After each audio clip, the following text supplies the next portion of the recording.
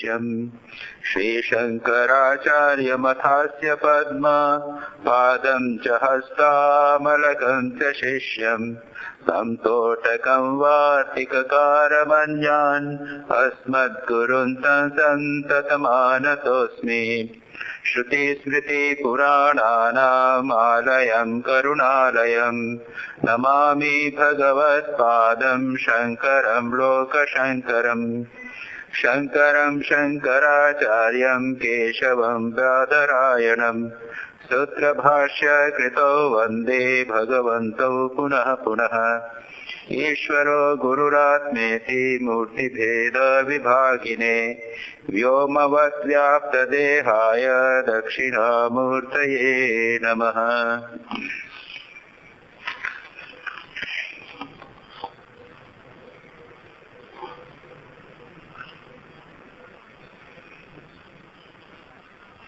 10वां मंत्र है क्षरं प्रधानममृताक्षरं हरः क्षरात्मना वीक्षते देवभीकः तस्याभिधानात् योजनात् तत्त्वभावात् भूयश्चान्ते विश्वमाया निवृत्तिः। जिन लोगों ने पहले के प्रवचन सुने हैं जानते हैं ये बात चल रही है जो उपनिषद के ऋषि हैं वे 3 बातें बता रहे हैं, जीव, जगत और ईश्वर, और तीनों का क्या संबंध है यह बताने का प्रयत्न कर रहे हैं और यह भी बताने का अंततोगत प्रयत्न कर रहे हैं कि वे सब एक ही ब्रह्म के रूप हैं। 9वें मंत्र में था ज्ञ अज्ञौ द्वौ एव जीव द्वौ एव अजौ, 2 मानो अज है, अजन्मा है। क्या है वो? जीव और ईश अनिश, ईश्वर और अनिश्वर। फिर कहते हैं वे क्या है? ज्ञ अज्ञ और ज्ञो, यानी ज्ञाता और अज्ञात। अनंतश्च आत्मा विश्व रूपो ही अकर्ता त्रयम यदा विन्दते ब्रह्ममेतत्। एक तो है सर्वज्ञ, सब जानने वाला, दूसरा है अज्ञ, अज्ञानी, एक है सर्वसमर्थ और दूसरा है पूर्ण रूप से असमर्थ। ये दोनों अजन्मा है। और एक और है एका ही अजा, एक अजा है, अजा अजन्मी, फेमिनिन, एक स्त्रीलिंग शब्द है प्रकृति। वो क्या करती है? भोक्तृभोग्य युक्तार्थ, भोक्तृभोग्यार्थ युक्ता। वो क्या है? भोग और भोग के पदार्थों का संपादन करती है। और जो विश्व रूप आत्मा वो अनंत और अकर्ता है। जिस समय ईश्वर, जीव और प्रकृति तीनों को ब्रह्म रूप में अनुभव करता है उस समय जीव कृतकृत्य हो जाता है। ये बात चल रही थी। ये इसके ऊपर मैंने पिछली बार भी काफी विचार किया था। ब्रह्म को जानना, कैसे जानना? ईश्वर को सामने जाकर देखना। श्री रामकृष्ण कहते हैं ईश्वर का दर्शन हो सकता है, उनको उन्होंने किया भी था। एक प्रकार के सब सामने खड़े होकर ईश्वर का दर्शन, उसको ठीक नहीं मानते। मैं और ईश्वर एक, अहम ब्रह्मास्मि, मेरा और ईश्वर के साथ क्या संबंध है उसको जानना। और तीसरा जो जगत है वो, उस जगत को भी ब्रह्म रूप जानना। इसको श्री रामकृष्ण कहते थे विज्ञान। और इसी को उन्होंने स्वामी विवेकानंद को कहा था कि अरे ये ज्ञान तो निर्विकल्प समाधि में डूबे रहना चाहता है। उसमें क्या होता है निर्विकल्प समाधि में? मैं और आत्मा एक हो जाते हैं, मैं और ब्रह्म एक हो जाता है, अहम ब्रह्मास्मि। इसके ऊपर भी एक स्थिति है जब तुम सर्वत्र ब्रह्म को देखते हो। मद आत्मा सर्वभूत आत्मा, मेरी आत्मा समस्त प्राणियों की आत्मा है, एक जब देखते हैं दैट इज द हाईएस्ट, उच्चतम। तो यहाँ पर उसी चीज को विभिन्न प्रकार से बताया जा रहा है। इस 9वें मंत्र में बताया था 3 पदार्थ, जीव और ईश्वर, और तीसरा कहा था एक प्रकृति। ये तीनों जब एक जिस समय इन तीनों को ब्रह्म रूप से अनुभव करता है उस समय कृतकृत्य हो जाता है। उसी बात को अब 10वें मंत्र में बताया था। क्षरम प्रधानम अमृत अक्षरम हरः। क्षर आत्मनो ईशते देवः एकः तस्य अभिध्यानात् योजनात् तत्भावात् भूयः च अन्ते विश्व माया निवृत्ति। एक क्या है? क्षर यानी नाशवान। और ये भी मैंने कहा था गीता में कहा गया है वो क्षरश्चाक्षर पुरुषो द्वौ में पुरुषो लोके क्षरश्चाक्षर एकच अक्षर सर्वाणि भूतानि कूटस्थो अक्षर उच्यते इत्यादि गीता में वहां पर कहा गया 15 अध्याय में पुरुषोत्तम योग में। क्षर प्रधानम, प्रधानम प्रकृति जो नाशवान, ये सारा जगत जड़ जगत दिख रहा है, वैसे उसमें जो जड़ जगत और उसके अंदर जो सूक्ष्म जगत जो मन है वह भी सूक्ष्म तत्व है, वह भी सटल मैटर, सूक्ष्म जड़, वह प्रकृति और बाह्य जगत प्रकृति, ये दोनों को बोल रहे हैं। विनाशील क्षर प्रधानम और अक्षरम अमृतम। और क्या है? अविनाशी अक्षरम जो नाश नहीं होने वाला है, वो अमृत है। वो क्या है? जीव। और एक देव हरः क्षरात्मनो ईशते। एक दूसरा है हर। हर हर जिसे शिव जी का नाम भी कहते हैं हर। वो हर क्या करता है? वह एक है, वह देव है, ज्योतिन वाला, प्रकाशमान। हम इंद्रियों को भी, इंद्रियां भी प्रकाशमान, जहां कहीं भी प्रकाश, प्रकाश यानी ज्ञान का प्रकाश उसको बोलते हैं, जो ज्ञान युक्त हो, प्रकाश युक्त। हमारी इंद्रियां भी जो है इसमें प्रकाश करने की शक्ति यानी किसी को जानने की शक्ति होती है, इसलिए इंद्रियों को भी देवता कहते हैं। या इंद्रियों के जो अधिष्ठाता होते हैं उनको देवता कहते हैं। आंख का अधिष्ठाता देवता है सूर्य इत्यादि। तो कहते हैं कि जो अमृत अक्षर है वह क्या है? वह ही ईश्वर है, वह एक देव है, एक ही देव है। और क्या है? सच्चिदानंद, इसको शंकराचार्य टीका करते हुए कहते हैं वह सच्चिदानंद अद्वितीय परमात्मा क्या करता है? क्षर प्रधान जो प्रकृति, क्षर नाशियो प्रकृति, और जो अक्षर जीव है, इन दोनों को ईशते, ईशते यानी ईशन करता है, कंट्रोल करता है। ईश्वर, ईश्वर जो कंट्रोल करता है, नियामक है, उसको कहते हैं ईशन करने वाला, जिसमें पावर है, शक्ति है, नियंत्रण की शक्ति है। उस परमात्मा के क्या कहते हैं? तस्य अभिधानात्। अभिधान, अभिध्यान, ध्यान करने, उसका ध्यान करने से। अब ये जो ध्यान की कई प्रकार की पद्धतियां हैं, यहाँ पर अभिध्यान की बात कही गई। अभिध्यान का अर्थ अभी यानी समन्ता, सामने। तो उसमें कहा गया है अपने जो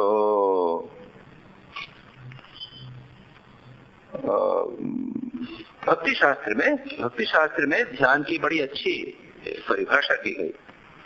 वो कहते हैं ध्यान कैसे करना चाहिए? अभिध्यान, अभिध्यान हमारे सामने उसका ध्यान करना चाहिए। जैसे भगवान हमारे सामने खड़े हों, जैसे हम मूर्ति देखते हैं ना, जब हम ध्यान करेंगे आंखें बंद करके भी ऐसा ध्यान करना चाहिए मानो भगवान हमारे सामने खड़े, स्पष्टतर खड़ा होना चाहिए। और जब ध्यान, उसके लिए डेफिनेशन ध्यान की भक्तों की डेफिनेशन है प्रियत्व पूर्वक दर्शन समानाकार वृत्ति। प्रियत्व पूर्वक यानी प्रेम पूर्वक, अच्छा लगे। जैसे किसी को आपका पुत्र हो, मित्र हो, उसको देखने में अच्छा लगता है, हम देखते रहना चाहते हैं। तो कहते हैं स्पष्ट दर्शन समानाकार, जिस प्रकार दर्शन होता है, देख रहे हैं आप, मुझे देख रहे हैं, मैं आपको देख रहा हूं, बिल्कुल स्पष्ट दिखाई दे रहा है। उस प्रकार दर्शन की तरह स्पष्ट रूप से जब चित्त की वृत्ति होती है, इतना स्पष्ट ही पता ही नहीं चलता है कि हम ध्यान कर रहे हैं या देख रहे हैं।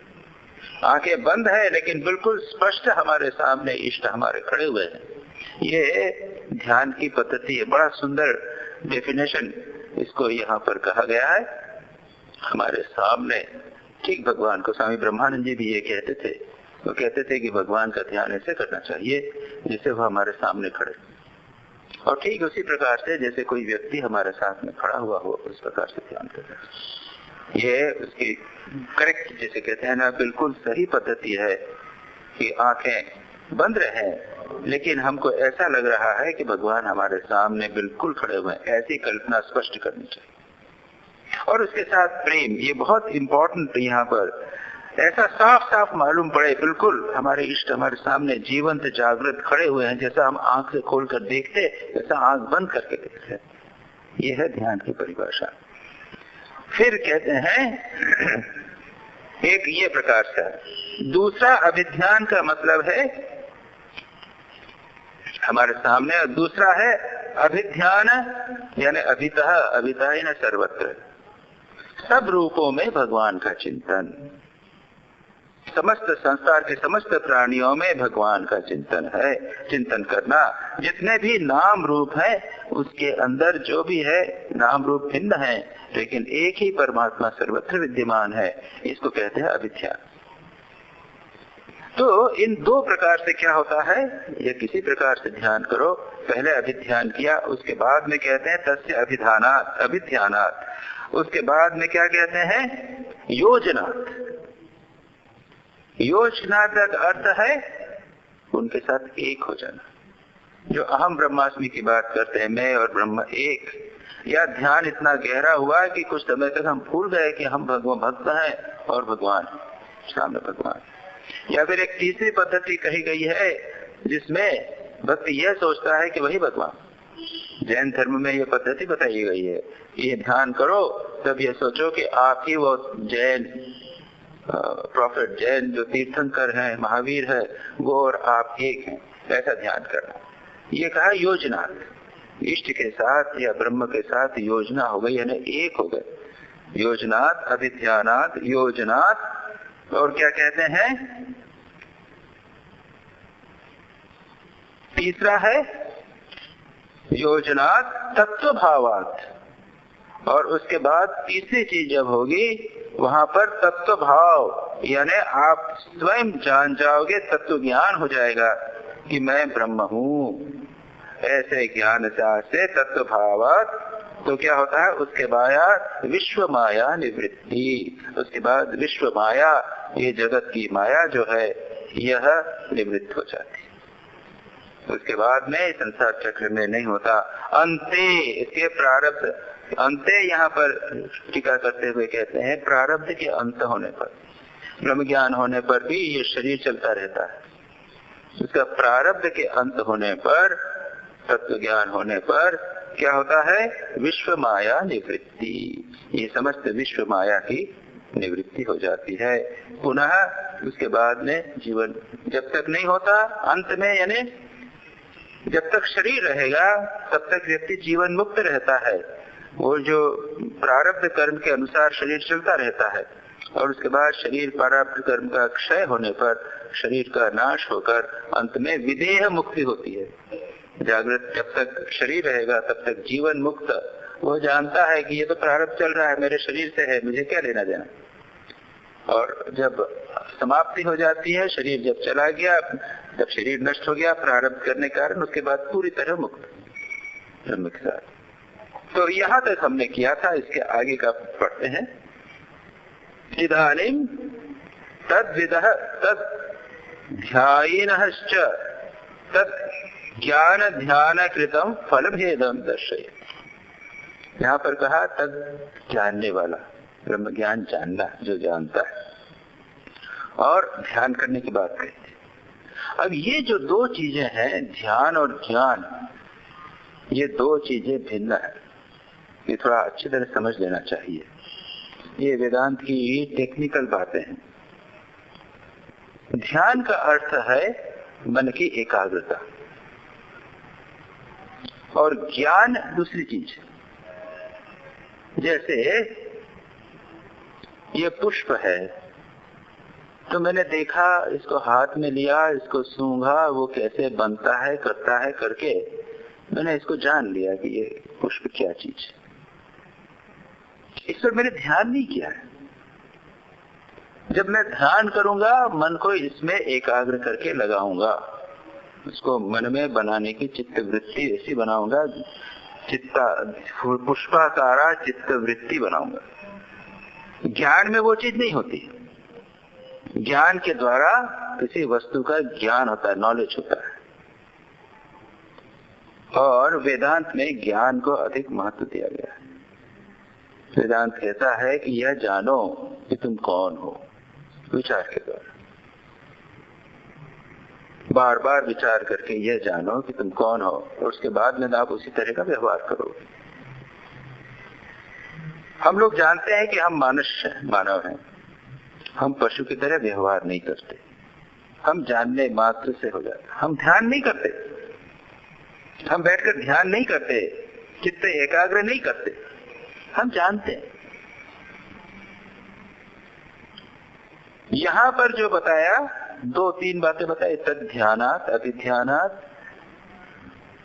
उसके बाद योजनात, तत्वभावात। तत्वभात यानी ज्ञान। अब 2 प्रक्रियाएं बताई, ध्यान की प्रक्रिया और ज्ञान की प्रक्रिया। पता नहीं मैं आप लोगों को समझा पा रहा हूं कि नहीं है, ज्ञान की प्रक्रिया क्या होती है, ध्यान की प्रक्रिया क्या होती है। जो विचार आप बैठ के जो विचार किया जा रहा है, ये ज्ञान हो रहा है। तो आप बैठ के वहां मेडिटेशन करेंगे, आंख बंद करके, वो ध्यान होगा।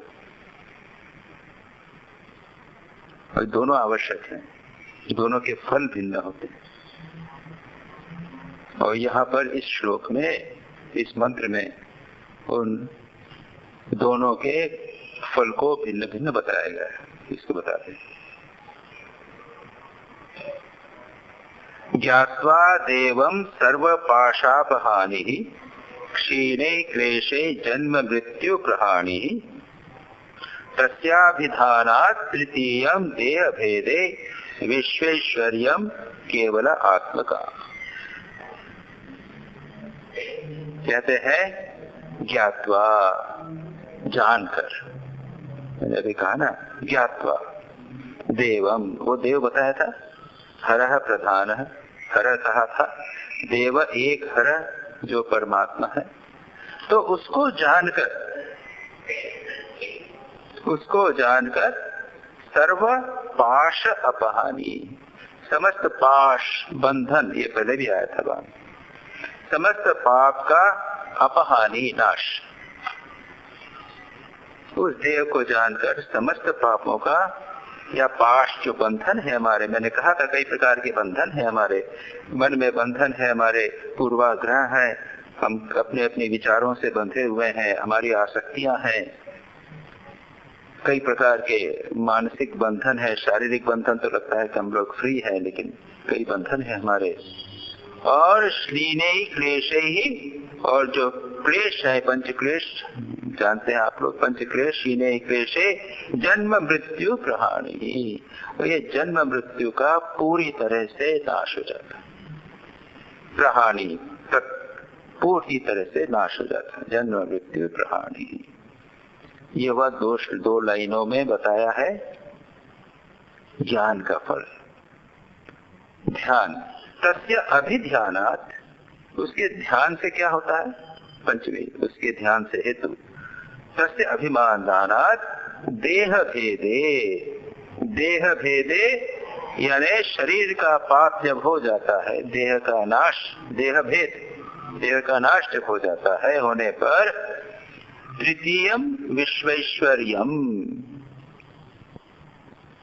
तृतीय विश्व ऐश्वर्य की प्राप्ति होती है। हम देखेंगे क्या है यहाँ पर, यानी तृतीय सर्वोत्कृष्ट विश्व का ऐश्वर्य प्राप्त होता है। यहाँ कहेंगे तृतीय का शब्द क्या है, तो कहते हैं विराट, हिरण्यगर्भ और ईश्वर, कारण ब्रह्म। 3 लेवल बताते हैं परमात्मा के, ईश्वर के, वो अलग अलग उसका वह ईश्वर की प्राप्ति होती है। और आप्त काम केवल, उसके बाद में पूर्ण काम, आप्त काम, प्राप्त काम, अपनी कामनाएं इच्छाएं जब पूर्ण हो जाती हैं, प्राप्त काम होकर वह कैवल्य पद को प्राप्त करता। ये यहाँ पर दो बातें बताई हैं।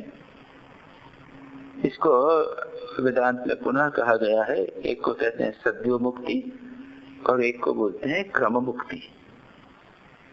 इसको भी थोड़ा देखने का प्रयत्न करते हैं। अब क्या कहा है? ज्ञात्वा, कैसे जानना, और कैसे जाना, जानने से कैसे होगा? भगवान गीता में भी कहते हैं, पिछली बार मैंने बताया था, तो भगवान गीता में कहते हैं कि न मे कर्माणि लिम्पन्ति न मे कर्म फले स्पृहा, मुझे कर्म लेप नहीं करते और मेरे कर्म फल में स्पृहा नहीं होती। मैं कर्म में लिप्त नहीं होता और कर्म फल में स्पृहा नहीं होती। ये दोनों बातें, कर्मयोग में दो बातें। गीता में जो कर्मयोग कहा गया, कर्मयोग में पहले कहते हैं कि अपने कर्म के फलों के प्रति आसक्ति नहीं होना चाहिए। कर्म करो लेकिन फल मत रखो, मां फलेषु कदाचन, कर्म करो। फिर आगे कहते हैं कि कर्म में भी आसक्ति नहीं हो। अच्छा कर्म कर रहे हैं, खूब कर रहे हैं, सेवा कार्य कर रहे हैं, आश्रम का काम कर रहे हैं और आसक्ति नहीं है बिल्कुल, कोई फल मिले ना मिले, मैं सक्सेसफुल हूं या नहीं, लोग नाम यश प्रशंसा करें कि नहीं करें, पूरी एकाग्रता से मन से लोग करें, लेकिन उस कर्म में फिर आसक्ति होता है जो छूटता नहीं। आश्रम बनाया, फिर आश्रम से आसक्ति हो गई। एक कर्म कर रहे हैं तो सेवा कार्य, तो उसमें ही आसक्ति हो गई, फिर वो छूटता नहीं। हम डॉक्टर हैं तो उसके बाद कहा कि नहीं, आपको उसके बाद में आपको डॉक्टरी का काम नहीं करना है, आपको जाके प्रवचन देना है, तो कि नहीं हम डॉक्टरी का ही काम करेंगे। कोई पूजा का काम करता है हमारे आश्रम में, उसके बाद कई सालों तक पूजा करके उसके बाद कहा नहीं तुमको अब अकाउंट्स करना पड़ेगा, नहीं मैं नहीं करूंगा, मेरे पूजा काम अच्छा लगता है। ये आसक्ति, कर्म में भी आसक्ति होती है। भगवान गीता में कहते हैं न मे कर्म फले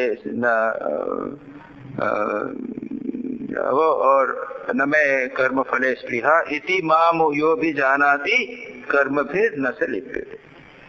जो इस प्रकार मुझे जानता है, भगवान कहते हैं मुझे जानता है, वो भी कर्म से लिप्त नहीं होता। अरे आपको जानने से उससे क्या फर्क है, मेरे को क्या फर्क पड़ेगा? आप बड़े विद्वान हो, उससे क्या जानने से मैं विद्वान तो नहीं बन जाऊंगा। यहाँ पर जानना चाहिए, इसका अर्थ यह है कि भगवान और आप एक हैं, बिना उसके नहीं हो सकता।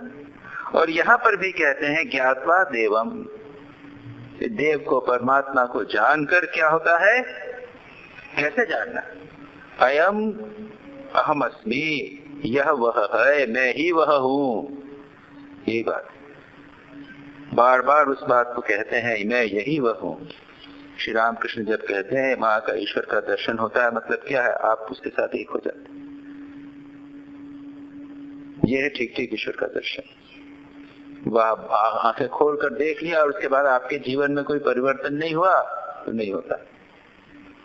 इसलिए कहते हैं ज्ञात्वा देवम, उस ज्ञात्वा देव को जानकर, यानी ऐसे जानकर कि मैं वही हूं, नहीं तो नहीं होगा। सर्व पाश अपहानी, समस्त पाश यानी अविद्या रूप पाश रूपानाम सर्वेशाम अविद्यादीनाम अपहानी। अविद्या आदि, अविद्या, अस्मिता, राग, द्वेष, अभिनिवेश, ये पांच जो क्लेश कहे गए हैं उन्हीं की बात सेकंड लाइन में भी कही गई है। समस्त पाश यानी पांच क्लेशों को ही यहाँ पर पाश बंधन कहा। अविद्या, अविद्या जो जैसा है उस वस्तु को वैसा नहीं जानना। जो अनित्य है उसको हम नित्य जानते हैं। ये शरीर अनित्य है, निरंतर परिवर्तन हो रहा है, किसी दिन मर जाएगा, उसको हम नित्य मान रहे हैं। ये अविद्या का लक्षण। जो अनात्मा है, ये देह आत्मा नहीं है, ये मेरी देह है, मैं नहीं हूँ। आत्मा यानी मैंने इस देह को आत्मा मान लिया, मैं करता हूँ।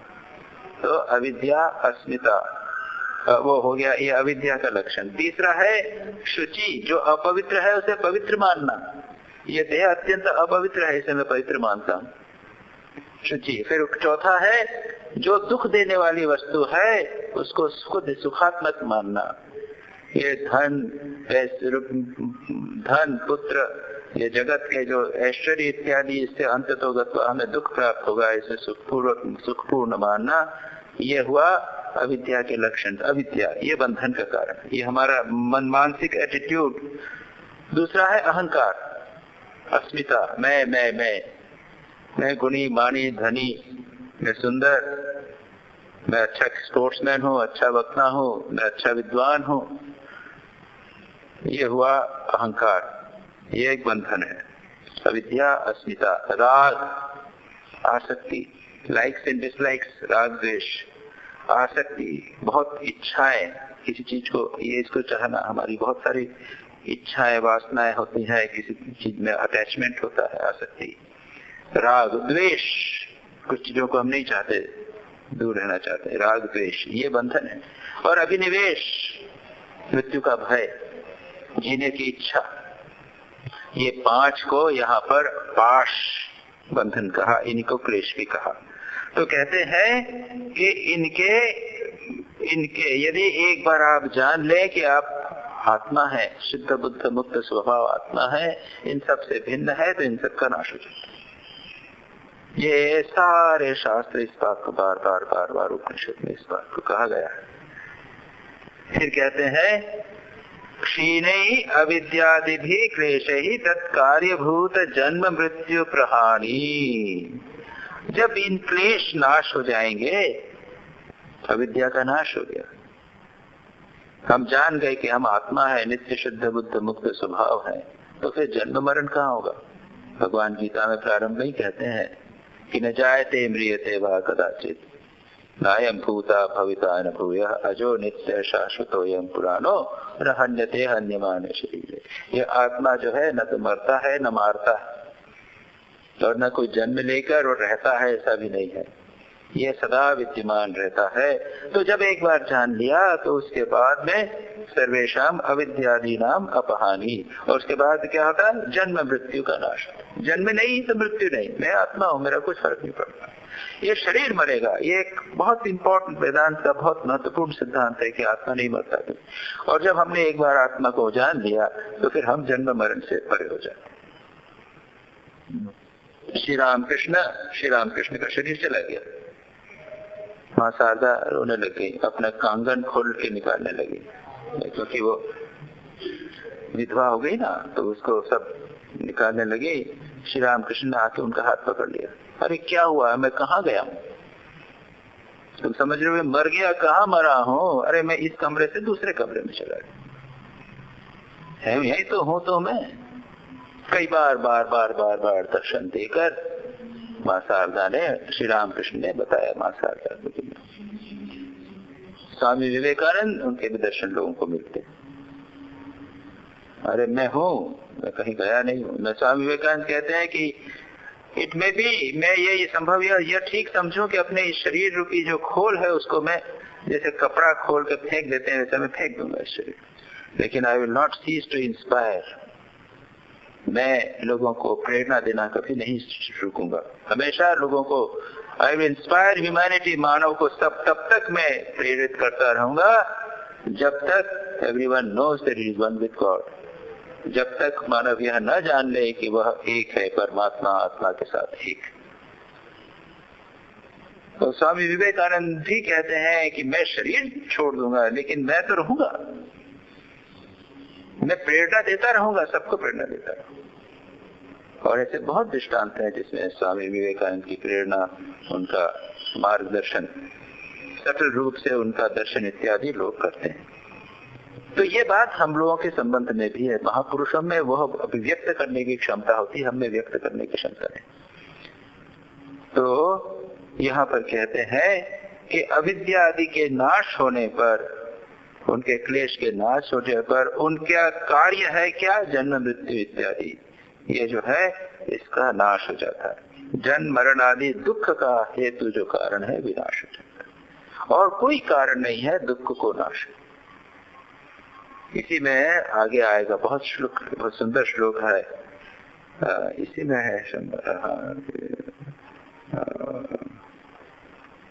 ये कहता है यदा चर्मवत् आकाशम वेष्टयिष्यति मानवः तदा देवम अविज्ञाय दुःखास्यांतो भविष्यति। ब्यूटीफुल श्लोक, बहुत सुंदर श्लोक है ये, संभवतः इसमें आएगा। जो देवम ज्ञात्वा कहते हैं ना, देवम ज्ञात्वा देवम।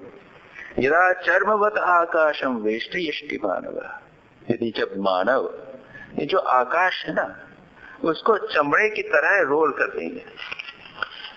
आपको चमड़ा है, कपड़ा है ना, पहले चमड़े को वो उसको उठा के अपने बगल में डाल के जाते थे, कहीं भी गए और आसन बिछाया, मृग चर्म या फिर व्याघ्र चर्म उसको लेके फिर लोग उसके ऊपर आसन बना के बैठा करते थे।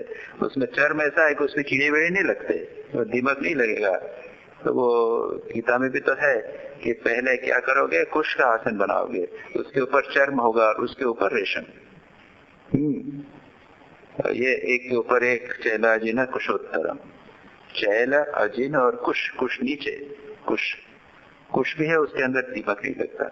अजिन यानी मृग चर्म या व्याघ्र चर्म, और उसके ऊपर रेशम का कपड़ा, ऐसा आसन इसके ऊपर ध्यान करना चाहिए। तो कहते हैं कि जो चमड़ा उसके बाद में क्या करोगे, आप उठा के रोल करोगे, तो रोल करके अपने बगल में ले जाओगे।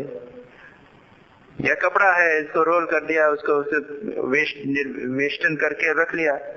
यथा आकाश को जब आप चर्म की तरह वेष्टन करोगे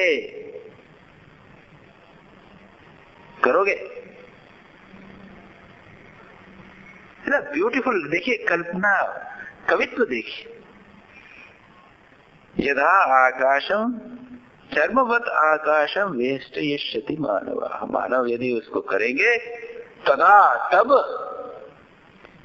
देवम अविज्ञाय, परमात्मा को देव को जाने बिना, ज्ञात्वा अविज्ञाय, यहाँ तो ज्ञात्वा देवम का ना, देव को जानना, बार बार इसमें आएगा कई जगह पे देव को जानना।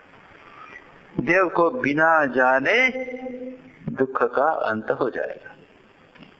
मतलब क्या, असंभव। हम ये सोचे कि हम मकान बनाकर, धन इकट्ठा करके, पुत्र पौत्र आदि होकर, एक करोड़पति बनकर, बैंक में पैसा लगा कर सब करके सुखी होंगे, दुख का अंत हो जाएगा। तो कहते हैं वह तभी होगा यदि जिस प्रकार से चर्मवत् आकाश को वेष्टन करना संभव होवे, तो तभी यह संभव होगा कि बिना परमात्मा को जाने, अहम ब्रह्मास्मि जाने, दुख का अंत हो सकता है। अब beautifully it is been put, कितना सुंदर ढंग से कहा। तथा देवम अविज्ञा, तभी हो सकता है। नहीं हो जाएगा, अच्छा करो, अरे हो नहीं सकता, असंभव, और किसी उपाय से दुख का अंत नहीं हो सकता। यह इतना ही असंभव है जितना आकाश को वेष्टन करना। तो यहाँ पर जन्म मरण आदि दुख हेतु का विनाश तभी हो सकता है, ये ज्ञान का फल हुआ। ज्ञात्वा, ज्ञान की बात हो रही ना, अब ध्यान की बात करते हैं। ये 2 लाइन हो गई। ज्ञात्वा देवम सर्व पाशापहानि क्षीणे क्लेशे जन्म मृत्यु प्रहानि।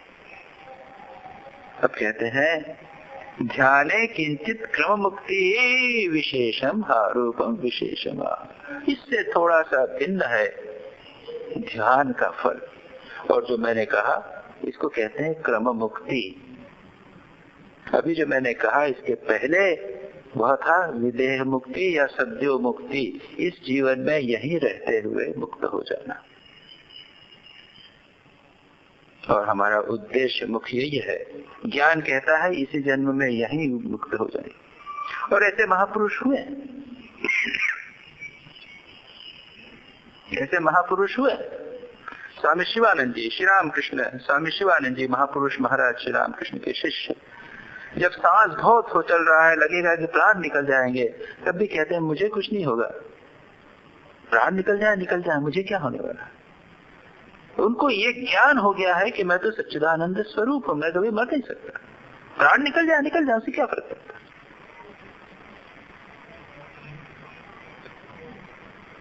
जगदानंद जी दूसरे महापुरुष, प्राण निकल रहे हैं, जोर से सांस निकल रहे हैं, लास्ट मोमेंट पे चिल्ला रहे हैं, सत्यम ज्ञानम अनंतम ब्रह्म, सत्य ज्ञानम अनंतम ब्रह्म, सत्यम ज्ञानम अनंतम ब्रह्म, और शरीर छोड़। वो कहते हैं कि माँ की कृपा से मेरे को ब्रह्म ज्ञान हस्ता मलकवत हो गया है, मैं जानता हूं अच्छी तरह कि मैं ब्रह्म हूं। तो जीवित रहते रहते शरीर में जो होता है उससे क्या फर्क करना, मैं तो ब्रह्म हूं, मैं जानता हूं। ये ज्ञान का फल। ध्यान का फल क्या होगा ये बताते हैं। तस्य अभिध्यानात्, उसका ध्यान करने से, तस्य परमेश्वरस्य अभिध्यानात्, उसका ध्यान, मैंने अभी कहा कैसे ध्यान, सामने दर्शन समाना वृत्ति, स्पष्ट रूप से भगवान का ध्यान करने से क्या होता है, शरीर पातोत्तर कालम अर्चिरादि देवयान पथागत्वा, क्या कहते हैं, देह भेदे, शरीर जब नष्ट हो जाता है तब फल मिलता है। ज्ञान का फल हाथों हाथ, कहीं जाओगे नहीं, यही हाथों हाथ तुम जान जाओगे कि मैं ब्रह्म हूं, सच्चिदानंद, मैं सुख दुख से मेरे को क्या लेने देना। इसका मतलब ये नहीं है कि अगर शोल्डर में दर्द होता है तो दर्द नहीं होगा, कमर में दर्द होता है तो दर्द नहीं होगा, ऐसा नहीं, ऐसा मत समझिएगा। लेकिन वो जानेंगे, मस्ती में रहेंगे, अरे वो होता है किसी की बॉडी में दूसरे किसी दर्द है, वैसे हम मेरे एक हमारे गुरुजी धीरेशानंद जी, जिनसे हमने वेदांत सब पढ़ा, सुनाया करते थे कहानी महात्माओं की। एक महात्मा को पेट में दर्द हो रहा था, सिर दर्द था, वेदांती सब है, ऐसा कर रहे हैं। तो उनके एक चेले ने कहा, महाराज जी ये क्या करते हैं? इसके बदले कीजिए अहम ब्रह्म ऐसा बोलिए। तो कहते हैं को इस अवस्था में हाँ ही ठीक है। क्या फर्क पड़ता है, मैं अहम ब्रह्मास्मि बोलूं या अहम बोलूं, क्या फर्क पड़ता है।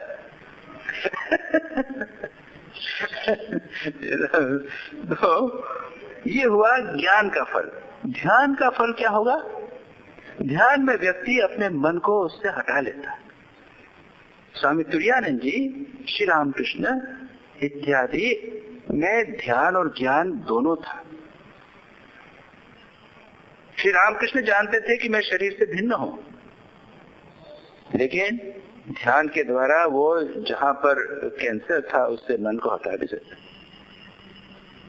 एक दिन कोई व्यक्ति उनका वो उसको साफ कर रहा था, जोर से दर्द हुआ, बेचारा घबरा गया, अरे तू मेरे को पहले बोलता है कि मैं ध्यान साफ कर रहा हूँ, अब कर, थोड़ी देर ठहर जा। उसके बाद श्री रामकृष्ण ने मन को हटा लिया, वो ध्यान के द्वारा। उसके बाद उसने साफ किया, श्री रामकृष्ण को पता नहीं चला। तुरानंद जी को कार्बनकल हो गया था, ऑपरेशन करने आया, उसने कहा कि एक मिनट ठहरो। उन्होंने मन को एकाग्र करके उस पार्ट से मन को हटा लिया।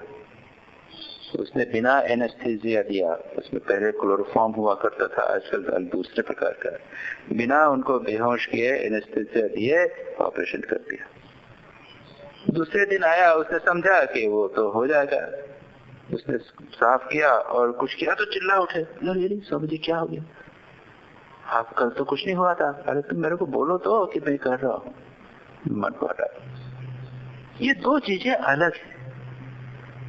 और श्रेष्ठ योगी वो होता है जो ज्ञानी और योगी दोनों हो। जगदानंद जी ज्ञानी थे, सांस कष्ट हो रहा है, बड़ा कष्ट हो रहा है, प्राण निकल रहे हैं, लेकिन कह रहे हैं सत्यम ज्ञानम अनंतम ब्रह्म, मन को उससे हटाया नहीं। वो केवल शुद्ध ज्ञानी थे। तुरानंद जी और स्वामी विवेक, श्री रामकृष्ण, ज्ञान, ज्ञानी और भक्त दोनों थे। तो यहाँ पर कहते हैं कि जब जो व्यक्ति केवल ध्यानी होवे, उसको क्या होगा, उसका फल क्या हुआ? तस्य अभिधानात्, उसके ध्यान के द्वारा, परमेश्वर के ध्यान के द्वारा, देह भेदे, जब देह नाश हो जाएगा तब देवयान पथा गत्वा परमेश्वर सायुज्यम गतस्य, देवयान के पथ से, दो यान पथ होते हैं, देवयान और पितृयान। यान यानी मार्ग, यान यानी प्लेन या कहिए मार्ग, हवाई जहाज नहीं, यान मार्ग होते हैं, दो या मार्ग होते हैं। एक तरफ पितृयान जिसमें संसारी लोग अपनी इच्छा के अनुसार पितृलोक में जाएंगे या किसी स्वर्ग लोक में जाएंगे, और उसके बाद क्षीणे पुण्य मर्त्यलोक है, उसके बाद पुण्य का नाश होने पर वो वापस आएंगे। देवयान वाले जो शुद्ध चित्त हो, निष्काम कर्म जो करते हैं, लेकिन ज्ञान नहीं है, जो ध्यान करते हैं, उपासना करते हैं, भिक्षा निष्काम भाव से क्या होगा, वो ब्रह्मलोक को प्राप्त करते हैं। और ब्रह्मलोक को प्राप्त करके उसके बाद में वहां से अंत में पूर्ण रूप से जब वासनाओं का नाश हो जाता है, जब ब्रह्मा जी का भी विलय हो जाता है, तब वे भगवान के साथ में, परमेश्वर के साथ में एक हो जाते हैं। आपने कहा कैवल्य को प्राप्त करते हैं, लेकिन इसको बोलते हैं क्रम मुक्ति, स्टेप बाय स्टेप। और ये जो कहा मैंने अभी, ये है जीवन मुक्ति। और एक आगे बात हुई थी विदेह मुक्ति, तीन प्रकार की। भक्तों की है मुक्ति, क्या है? ध्यान। वो लोग ध्यान करते हैं, तो क्या है उनकी मुक्ति? वे जाके भगवान के साथ वैकुंठ में मिल जाएंगे, उनके साथ रहेंगे, लेकिन के साथ, भगवान के साथ खाएंगे, पिएंगे, नृत्य करेंगे, भगवान कुछ कीर्तन करेंगे, जो करेंगे, अच्छा प्रसाद मिलेगा, कपड़े बढ़िया मिलेंगे, तो भगवान के साथ में मजे से रहेंगे। तो भगवान गुस्सा होंगे तो सब लीला जो होगी, तो उसके साथ में भगवान के साथ रहेंगे। भगवान जब पुनर्जन्म लेंगे, अवतार बनेंगे, तो वो भी आएंगे। ये है भक्तों की वो क्रम मुक्ति का प्रश्न। कहते हैं कि परमेश्वर के सायुज्य गतस्य, उसके साथ सायुज्य, उसके साथ में योग होकर, प्राप्त होकर, तृतीयम यानी कारण ब्रह्म की स्थिति। एक कार्य, एक तो क्या है? निर्गुण निराकार ब्रह्म। ये जो बाहर जगत दिख रहा है, ये क्या है? कार्य ब्रह्म, यानी यह जगत भगवान ही, ब्रह्म ही है, इस कार्य के रूप में, इफेक्ट के रूप में हमको दिखाई दे रहे। और एक कारण ब्रह्म थे जहां से यह जगत की उत्पत्ति हो, और कार्य कारण के परे निर्गुण निराकार ब्रह्म है, जिसकी चर्चा हम कर चुके हैं देव के द्वारा। तो वो लोग क्या करते हैं? उस कारण ब्रह्म के साथ एक हो जाते हैं, वहां उन्हें ऐश्वर्य प्राप्त होता है। जो परमात्मा का ऐश्वर्य है, जगत के नियंता इत्यादि है, वह उसमें क्या? परम व्योम कारण ईश्वर अवस्थम विश्वेश्वर्य लक्षणम फल प्राप्त करती है। संपूर्ण ऐश्वर्य, विश्व का ऐश्वर्य ने, संपूर्ण ऐश्वर्य रूप फल उनको प्राप्त होता है, क्योंकि वो कारण ब्रह्म के साथ एक हो जाते हैं। जहां से सारे जगत की उत्पत्ति, जगत की स्थिति और प्रलय जहां से होता है, उस सत्ता के साथ एक हो जाते हैं। और उसके बाद में क्या है? तद अनुभूय, उसका अनुभव करके, तत्रैव निर्विशेषम आत्मानं ज्ञात्वा, वहीं पर निर्विशेष कार्य कारण रहित आत्मा को जानकर, ज्ञात्वा निरस्त समस्त ऐश्वर्य, समस्त ऐश्वर्य, ये ऐश्वर्य जो है उपाधि है। जैसे कोई डॉक्टर है, कोई प्रोफेसर है, ये उपाधियां हैं, व्यक्ति तो अलग से है। तो घर में जो है वो पिता है, लेकिन ऑफिस में जाता है तो प्रोफेसर हो गया, डॉक्टर हो गया, पर क्या क्या हो गया। ये उपाधियां जब उसकी सारी निकल जाती हैं, ईश्वरत्व की उपाधि वह भी जब चले जाती है, तो उपाधि सिद्धि अव्याकृत परम व्योम कारणेश्वर आख्य तृतीय अवस्थम विश्वेश्वरम हित्वा, वह जो ईश्वरत्व का जो है उसको त्याग करके क्या कहता है, केवलम, केवल, प्योर कैवल्य, केवल यानी ओनली, केवल जैसे और कुछ नहीं, दूसरी कोई वस्तु नहीं, उसको वो प्राप्त करता है आत्म काम। उसमें वह अपने आप में आत्म काम यानी आप्त काम यानी उसकी इच्छाएं पूर्ण हो गई, अपने आप में जो संतुष्ट, किसी और चीज की इच्छा नहीं। बच्चा अपने आप खेलता है, छोड़ दो उसको, पेट भरा है, दूध पी लिया है, और वो अपने आप हाथ पैर हिलाएगा, अपना पैर का अंगूठा, मुंह का अंगूठा अपने हाथ में लेगा, किसी चीज की आवश्यकता नहीं। आत्म काम, किसी भी बाह्य वस्तु की उसको इच्छा नहीं होती। आत्म काम भूयश्च आत्म काम पूर्णानंद अद्वितीय ब्रह्म रूपो अवतिष्ठते। अद्वितीय केवल यानी अद्वितीय पूर्ण आनंद रूप ब्रह्म में वह प्रतिष्ठित हो जाता है। संसार की और किसी चीज की उसको इच्छा अपेक्षा नहीं रहती। ये यहाँ पर इस प्रकार से इस श्लोक में दो चीजें, ध्यान और ज्ञान का जो भेद है वहां बताने का प्रयत्न किया। और इसके बाद ये याद रखिए, ये जो चीज है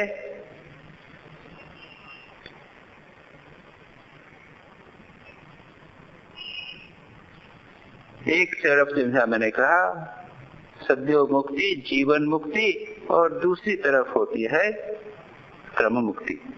और ये बात सर्वत्र जो उपासक है, जो जिसको ध्यान कहा वो उपासना भी कहा, बाहर किसी वस्तु पर मन को लगाने का प्रयत्न करना, इसको कहते हैं उपासना। तो भगवान दोनों की बात यहाँ पर कही, दो प्रोसेस हैं, इस दोनों की बातें यहाँ पर कही। अब इसके आगे चले।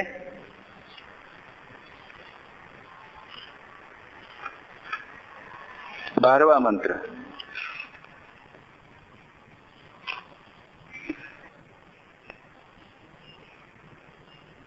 क्योंकि संबंध भाग में कहते हैं यस्मात् ज्ञानांतरम परम पुरुषार्थ सिद्धि, तस्मात्, क्योंकि ज्ञान से ही परम पुरुषार्थ की सिद्धि होती है। ध्यान थोड़ा सा निकृष्ट बताया गया है, इसलिए कहते हैं एतद् ज्ञेयं नित्यम एव आत्म संस्थम नातः परम वेदितव्यम ही किंचित भोक्ता भोग्यम भोगितारम च मत्वा सर्वं प्रोक्तम त्रिविधम ब्रह्ममेतत्। 12वें मंत्र में कहते हैं एतद् ज्ञेयम, यह जानना चाहिए, जिसकी अभी हमने चर्चा की है। एतद् ज्ञेयम, इसको जानो, जिसकी अभी हम चर्चा कर रहे हैं। जानो, वो देव को जानो, उसको जानो, वो आप ही हो। नित्यम एव आत्मसंस्थम, सदा सदा सर्वदा भगवान का नाम गुणगान करना। श्री राम कृष्ण कहते हैं सदा सर्वदा भगवान का नाम गुणगान करना। बाइबल में भी कहा है प्रे विदाउट सीजिंग, बिना रुके निरंतर भगवान का ध्यान करो, नाम लो। यहाँ पर कहा सर्वनित्यम, सब समय जानो, एक क्षण भी मत भूलो, वह अपने रग रग में चला जावे कि मैं सच्चिदानंद स्वरूप। क्या है? आत्मसंस्थम, वो जो ज्ञेयम एतद् देवम, देव को बात करना, देवता, वह आत्मा में संस्थित है, हमारे भीतर है। मैं आत्मा और देव एक हूँ, ऐसा नित्य जानो, सदा सर्वदा जानो। ना अतः परम किंचित वेदितव्यम, इससे अधिक, इससे परे, इससे और कुछ जानने की चीज नहीं है। दो प्रकार के ज्ञान कहे ना, कहते हैं क्या है? दो प्रकार के विद्या, परा अपरा, परा विद्या और अपरा। ये जो सब लौकिक नॉलेज है ना, ज्ञान है, ये अपरा विद्या है, लोअर नॉलेज। पराविद्या क्या है? ये जिससे तत् अक्षरम अधिगम्यते, उस अक्षर की प्राप्ति होती है, परमात्मा के साथ हम एक हो जाते हैं, वो है पराविद्या। तो कहते हैं कि उससे परे कोई वेदितव्य, जानने की वस्तु कुछ भी नहीं है। भोक्ता भोग्यम प्रेरितारम च मत्वा, और सर्वम प्रोक्तम त्रिविधम ब्रह्मम एतत् मत्वा, ऐसा जानना चाहिए। क्या है ये जो ब्रह्म कहा गया है, जो आत्मसस्तम है, वही भोक्ता भोग्य और प्रेरिता, ये तीन शब्द पहले भी आए थे। प्रेरिता यानी ईश्वर, भोक्ता यानी जीव, और भोग्यम ये जगत। मेरे से भिन्न जो है, जिसको मैं भोग करता हूँ, देखता हूँ, खाता हूँ, अनुभव करता हूँ, सुख प्राप्त करता हूँ या दुख प्राप्त करता हूँ, मेरे से भिन्न सब्जेक्ट ऑब्जेक्ट, सब्जेक्ट भोक्ता भोग्य, सब्जेक्ट ऑब्जेक्ट, सब्जेक्ट ऑब्जेक्ट, और दोनों को नियंत्रित करने वाला प्रेरित, जो परमात्मा जीव को भोग में लगा रहा है, वो प्रेरित ईश्वर। ये तीनों त्रिविधम ब्रह्मम, वो तीन भी ब्रह्म है। ऐसा जानना, यह हाईएस्ट नॉलेज। ये बार बार उस बात को कह रहे हैं, बार बार कह रहे हैं, पहले भी इस चीज को बार बार कहा गया है। यहाँ पर कहते हैं तस्मात्, इसलिए वह उसी को जानो, उससे तुम्हारे जानकर मुक्ति होगी। एतत् प्रकृतम, और बड़ा सुंदर इसका बात कहा गया है, बहुत सुंदर। दूसरे उपनिषद, दूसरे शिवोत्तर उपनिषद में भी कोई श्रुति स्मृतियों में से बहुत सारे कोटेशन सुंदर दे दे के यही बताया। तो वो कहते हैं कि जैसा उपनिषद में कहा गया, बार बार किसी बात को कहते हैं नित्यम, नित्यम जो कहा, एतत् नित्यम, इसको शंकराचार्य की टीका में है नियम पूर्वक, नित्यम नियम पूर्वक अच्छी तरह प्रैक्टिस करते हुए जानना। केवल कैसे जानना? किम अन्यत्र संस्थम, देवता जो है वो कहीं मंदिर में बैठा हुआ है, वहां पे जानो, बेलूर मठ के मंदिर में भगवान श्री रामकृष्ण है, उनको देखने जाते हो ना। हाँ, या कहा है कि हम जा रहे हैं जगन्नाथपुरी में, जगन्नाथ का दर्शन करने जा रहे हैं, वहां संस्थम, उस समय कि अन्यत्र संस्थम, उस स्थान पर संस्थित देवता को जानो। आत्म संस्थम, जो ठाकुर जी की मूर्ति है ना, वो तो केवल वहां मूर्ति है, वो ठाकुर जी यहाँ बैठे हुए, श्री रामकृष्ण यहाँ बैठे हुए। जो विष्णु है वो फलाने फलाने मंदिर में, बद्रीनाथ में नहीं है, वो यहाँ पे बैठे हुए हैं। शिव जी केदारनाथ में नहीं है, यहाँ बैठे हुए हैं। जब तक यहाँ वहां है तब तक अज्ञान। श्री रामकृष्ण स्वयं कहते हैं जब यहाँ तब ज्ञान। जब तक हमें यहाँ नहीं मालूम होता, इसलिए हम इतने सारे तीर्थ में घूमते रहते हैं। इसलिए कहते हैं तीर्थ भ्रमण नहीं है, तीर्थ भ्रम, भ्रमण उसमें से न हटा दे, भ्रम। तो कहते हैं आत्मस्तंतम ज्ञेयम न अनात्मनि बाह्य, बाहर नहीं। श्रूयते च, श्रुति में कहा भी गया है समात्मस्थम येन पश्यन्ति धीरान् तेषां शांति शाश्वती न तेषाम्। जो उस परमात्मा को नित्यो नित्यानाम चेतनश्चेतनानाम एको बहुनाम यो विदधाति कामम्, जो अनित्यों में नित्य के रूप में है, अचेतन में चेतन के रूप में विद्यमान है, जो एक होकर समस्त भोगों को देता है लोगों को, उसको जब वो आत्मा में जो देखता है उसी की शांति शाश्वती होती है। तेषाम सुखम शाश्वतम, उसी का सुख शाश्वत होता है, अन्य किसी का नहीं। तुम आत्मस्थम, आत्मा में प्रतिष्ठित देखना पड़ेगा। और दूसरे शुक्ल उपनिषदों में दूसरे इसमें बड़ी सुंदर बात कही गई, क्या है? शिवम आत्मनि पश्यन्ति प्रतिमासु न योगिनः। जो योगी लोग हैं वो प्रतिमा में शिव को नहीं देखते, आत्मा में शिव को देखते हैं। आत्मस्थम यह परित्यज्य बहिस्थम यजते शिवम, जो आत्मस्थ शिव को छोड़कर बाहर कोई शिव की मूर्ति में, विश्वनाथ इत्यादि में शिव जी को देखता है, वो क्या कहता है, हस्तपिंडम उत्सृज्य, खाने का चीज अपने हाथ में दे दिया, लड्डू दे दिया, लड्डू रसगुल्ला सब दे दिया, उसको छाड़कर उसके बाद सिर्फ हाथ को चाटता है। इस प्रकार वो इसे बढ़िया खाने की मिठाई है, उसको तो आपने फेंक दिया और बैठ के अब उसको हाथ को चाट रहे हो। ऐसा ही है, हमारे भीतर हृदय में परमात्मा शिव जी बैठे हुए हैं, उसको त्याग कर हम इधर उधर मंदिरों में देखने का प्रयत्न करते हैं।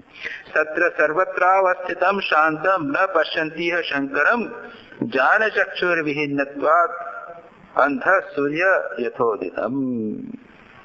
जो सर्वत्रावस्थितम, सर्वत्र प्रवस्थित शांत शिव को नहीं जानता, नहीं देखता, वो क्या है, वो ज्ञान चक्षु से अंधा, आंख नहीं है उसकी, ज्ञान चक्षु नहीं है, और अंधा व्यक्ति सूर्य उदित हो उसको देख सकता है। सूर्य जिसके प्रकाश में सब कुछ दिखता है, लेकिन अंधे व्यक्ति को सूर्य नहीं दिखता। उसे शंकर ज्ञान चक्षु विहीनत्वात् अंधः सूर्य, जैसे सूर्य उदित को जिस प्रकार अंध नहीं देखा। या पश्येत सर्वगम शांतम तस्य अध्यात्म स्थितः शिवः आत्मस्थम। जो सर्वत्र शांत शिव को देखता है, उसके अंतःकरण में शिव प्रतिष्ठित है।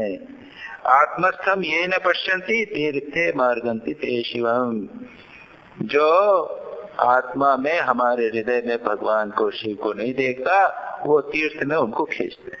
तीर्थ में यहाँ जाएंगे, वहां दिखेंगे, यहाँ दिखेंगे। आत्मस्थम तीर्थमुत्सृज्य बहिस्तीर्थादियो भ्रजेत करस्थम स महारत्नम त्यक्त्वा कार्चम विमार्गति। क्या सुंदर श्लोक, इतने सुंदर। आत्मस्थम, हमारे हृदय में विद्यमान जो तीर्थ है, आत्मस्थम तीर्थम, हमारे हृदय में विद्यमान जो तीर्थ है, उसको त्याग कर बहिस्तीर्थानि, बाहर के तीर्थों को जो जाता है, वो क्या करता है, करस्थम महारत्नम, हाथ में महान रत्न है, बहुत सुंदर, पता नहीं कितने कैरेट का, क्या बोलते हैं उसको, हीरा, हीरा बोलते हैं ना, बड़ा कोहिनूर का हीरा, उसको तो समझ के छाड़ के फेंके और कांच ढूंढता रहता। इतना सुंदर ढंग से उसी को कहा है यहाँ पर। तो ये कैसे जानना, ये यहाँ पर कहा एतद न अतः वेदितव्यम, ये कैसे जानना, उसको कहते हैं भोक्ता जीव भोग्यम इतरः तत्सर्वं प्रेरितांतर्यामी ईश्वरः तदेतत् त्रिविधम प्रोक्तम ब्रह्मैव। ये तीन जो चीजें, जैसा मैंने कहा, तीन चीजें, जीव, ईश्वर, जीव जगत, ये तीनों एक ब्रह्म के ही रूप है। ये बार बार, this is the main feature, बार बार इस बात को इस उपनिषद में कहा गया। जो तीन चीजें हैं, ये सब केवल परमात्मा है। भोक्ता आदि भेद प्रपंच जब नष्ट हो जाता है, तो निर्विशेष ब्रह्म को वह जानता है। यह बात यहाँ पर कही गई है।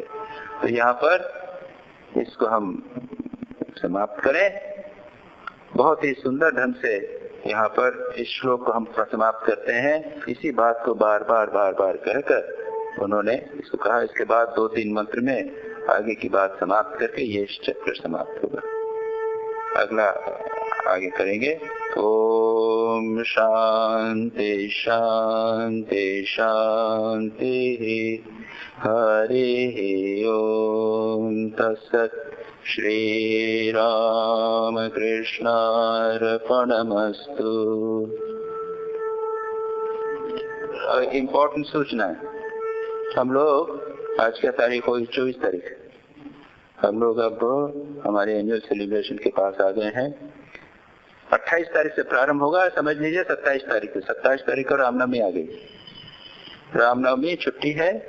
प्रातःकाल 10 बजे प्राणनाथ जी पंकज का रामचरितमानस का यश भगवान राम के जन्म के संबंध में पाठ होगा। 11 बजे राम जी की पूजा और भजन होंगे। विनीता गुप्ता, आप लोग जानते हैं, विनीता गुप्ता के भजन होंगे। और उसके बाद उसी समय पूजा भी होगी। 12 बजे आरती होगी, प्रसाद डिस्ट्रीब्यूशन।